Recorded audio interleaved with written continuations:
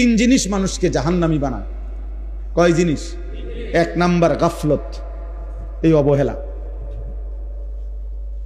পরিমারি যান না, আইতে আছি, যান না, যাইবেন না। ও মসজিদে যাইতেন না, যামু, মানা করছি নি, যাইতাম না। যাইবে না, তুমি সামনে যাইবে না, আইতেছি না, এরকম শুরু করছো কা?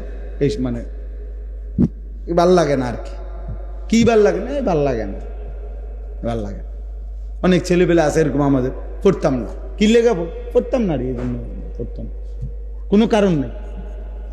এই গাফলত, খামখেয়ালি, অবহেলা পরে জাহান্নামী বানায় ফেলে। দুই নাম্বার হলো জাহালত, অজ্ঞতা, মূর্খতা। সে মূলত ওযু নামাজ জানেই না, সূরা কেরাত জানেই না, ফরজ ওয়াজিব সুন্নত জানেই না। তো এই মূর্খতা, না জানা, অজ্ঞতা, এটা তারে জাহান্নামী বানায়। তিন নাম্বার হলো দালালাত, সঠিক পথ হারিয়ে ফেলা। মানে ফিকির আছে, আখিরাত বুঝে, কিন্তু সঠিক রাস্তাটা চেনে নেয়।